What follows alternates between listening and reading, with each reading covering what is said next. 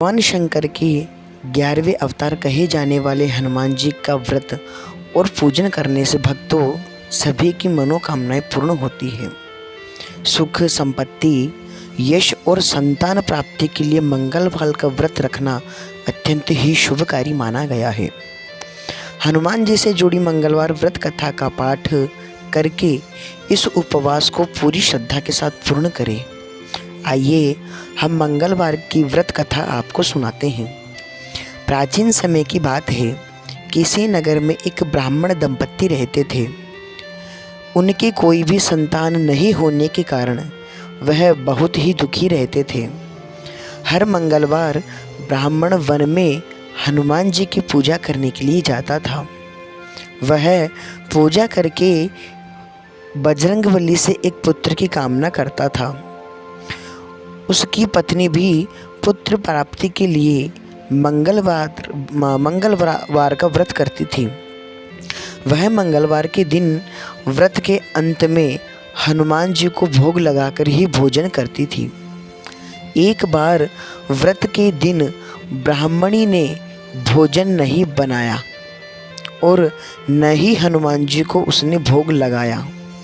तब उसने प्रण किया कि वह अगले मंगलवार को हनुमान जी को भोग लगाकर ही भोजन करेगी। वह भूखी प्यासी 6 दिन तक पड़ी रही।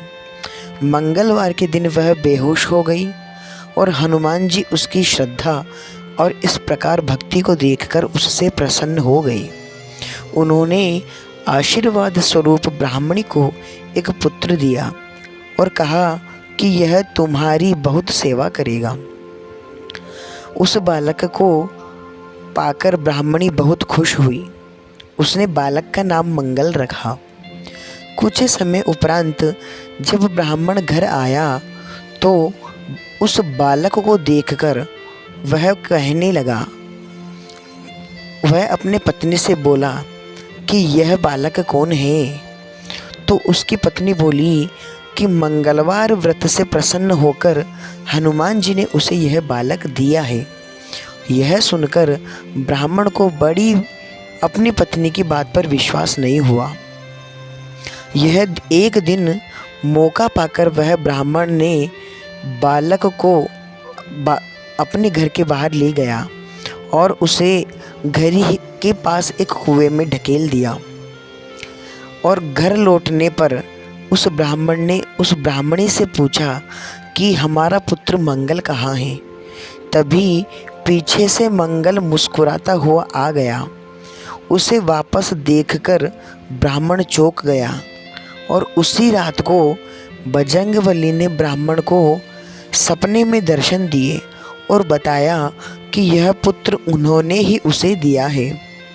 सच जानकर ब्राह्मण बहुत खुश हुआ और उसके बाद से ब्राह्मण दंपत्ति नियमित रूप से मंगलवार का व्रत करने लगे। मंगलवार का व्रत रखने वाले मनुष्य पर हनुमान जी की विशेष कृपा होती है। बोले श्री हनुमान जी महाराज की जय हो।